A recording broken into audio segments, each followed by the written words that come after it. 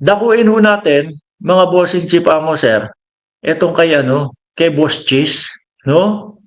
Nako, eto, yung kay Pangulo ho, mga kababayan, yung medyo sunog ho si Cheese Escudero dito, mga kababayan, napanood ko ho ito. Napanood ko ho na ang sinasabi nga ng Pangulo doon, nagkaroon, nagkaroon lang ng autonomy, tapos parang nag-aasta na maging Supreme Court itong si Lachis Escudero. Tingin ko ho, mga bossing, sa pagkakaintindi ko lang po, no? Sa pagkakaintindi ko lang ho, mga kababayan, ito po ay may kinalaman po doon sa impeachment ni Inday Sara Duterte. Bakit ho, mga kababayan? Kasi yun naman, 'di ba, yung konstitusyon ng Pilipinas, halos hindi po nasunod, no? Sinasabi ng mga DDS, isang word lang 'yan tapos ganito, ganyan, magkagulo na ang Pilipinas. Pagka nakasaad po sa konstitusyon, kailangan po sundin, ultimo isang word, lalo na po yung napakaimportanteng, salita na yun, mga bossing. Bakit ho? No? Nung ginagawa po yung konstitusyon ng Pilipinas, ang sabi nila, una, dapat daw two-third ng Kongreso. Dapat daw two-third ng Kongreso ang lalagda bago mag-proceed yung impeachment trial, no? Bago isumite doon sa Senado. Ngayon, napagtanto nila, saglit lang. Masyadong matagal yung two-third. Kasi nga naman, kung etong ipinapa-impeach natin magnanakaw talaga sa kaban ng bayan, pag inantay pa natin yon, kada araw, kada oras na bumibilang, baka nagnanakaw pa din sa kaban ng bayan. Lalo pong nauubos ang kaban ng bayan. Di ba? So ngayon, ang ginawa nila, sabi nila, kalahati na lang. Gawin nating kalahati. Yun, sabi nila, hindi. Kailangan agad-agad. One-third lang ng Kongreso, okay na yun. No? One-third lang ng Kongreso, dapat maging impeachment court na ang Senado. So yun nga yung nangyari, mga kababayan. Lagpas one-third ng Kongreso ang lumagda doon sa impeachment.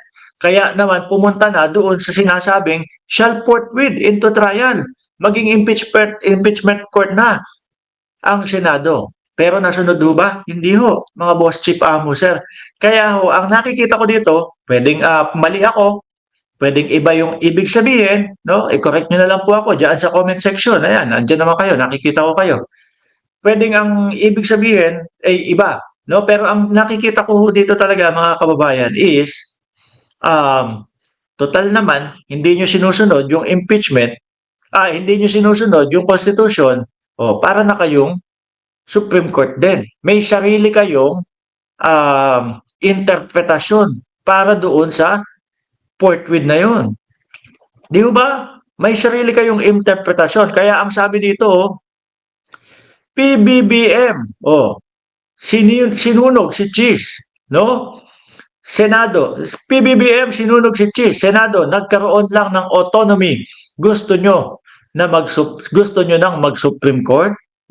Basahin ko ng mabilisan, mga kababayan. Babasahin ko lang ng mabilisan, ano? Iangat ko lang ito. Senate President Cheese Escudero, no?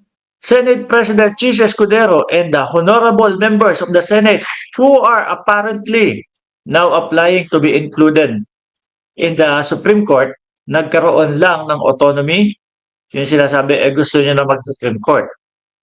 Di ba? Kasi hindi sinunod yung mismong konstitusyon ng Pilipinas. Binaliwala ho nila, mga kababayan. Yun po ang sinisigaw ng mamamayang Pilipino. At yun din po ang sinisigaw ng mga malalaking mga eskwelahan. Mismo, imagine niyo, mga boss, mismong UP na pinag-aralan ni Chis Escudero,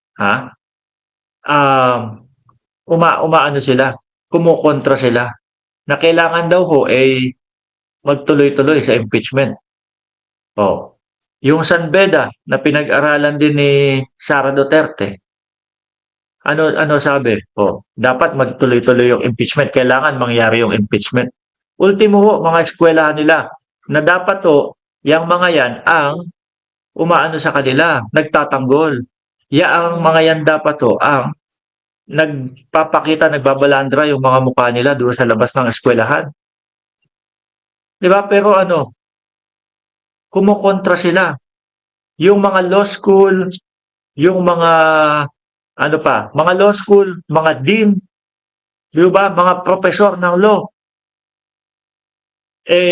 ang sinasabi, nabalewala ang konstitusyon ng Pilipinas. Imagine niyo ho yun.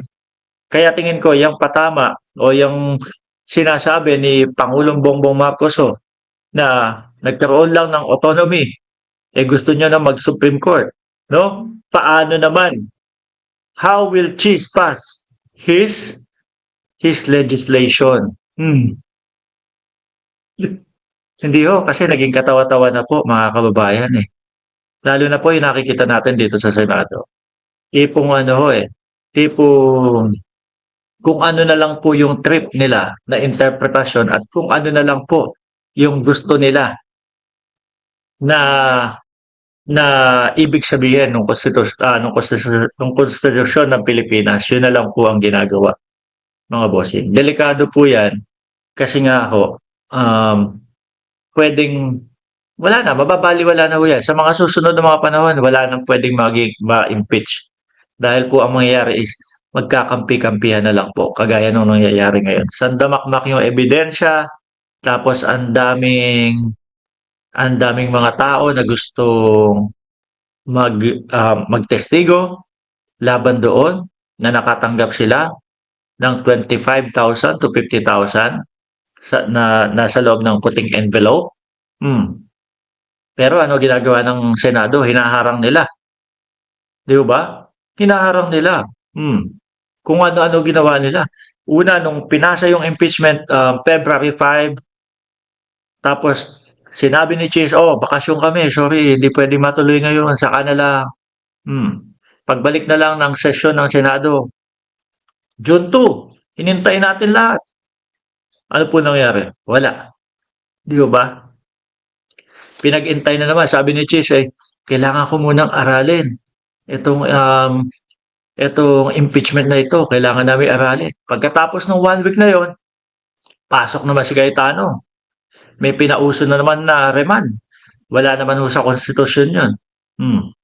Wala naman ho sinabi ang konstitusyon na i-dismiss o i-remand. Ang sinabi lang po magtuloy ang Senado para maging impeachment court. Kung ano po yung nakasaad doon, hindi nila ginawa, mga bossing. Hindi nila ginawa. Kaya lang ho, yung mga DDS, hanggang ngayon, hindi nila naiintindihan yung mga ganyan. No? Sanay ho yata yung mga DDS ng ganon, mga boss, na wala lang, kung sino, basta magsalita kayo na magsalita dyan, pag tapos na kayo, yung mga Duterte, palakpakan na lang kami. No? Tsaka mas gusto nila yung kailangan nagmumura. Kasi doon ko ho nakikita, doon ko naririnig na mas nagsisigawan po sila kapag ka nagmumura na po ang dating Pangulo. No? Mas ginaganahan ho sila doon, mga bossing. Pagka po galit na galit at sumisigaw ang dating Pangulo at with matching, mura ho, mga kababayan. Yun. Yun lang ho yung mga hilig nila. Pero kung sasabihin mo ho na lalaliman nila yung pag-intindi sa mga nangyayari, sasabihin mo po, kailangan natin sundin yung konstitusyon, nako, re-replyan ka lang yan. Sasabihin lang sa iyo ng mga yan na wala, pinupolitika lang si Sara Duterte. Meron nga mga ebidensya, yung mga ebidensya na mga resibo galing nga yun mismo sa OBP at saka po sa DepEd, di ba? Na sinubmit po o pinasa nila Sara Duterte doon po sa COA, Commission on Audit, mga bossing. Paano nila sasabihin na pinupolitika? Ang gagawin na lang nila doon is ipagtatanggol na lang nila yung sarili at ipapaliwanag na lang nila kung bakit ganun ang nangyari doon. Kung bakit merong mga Mary Grace Piatos, ano ginawa nila doon, sino si Mary Grace Piatos. Hindi naman po kalaban ng hindi naman ho kalaban ng gobyerno ang COA. Sangay nga po ng gobyerno yan, mga bossing, para po maiwasan yung korupsyon. ipapaliwanag sa COA yung kung saan mo ginastos yung perang ipinagkaloob sa iyo o pinagkatiwala sa iyo ng taong bayan.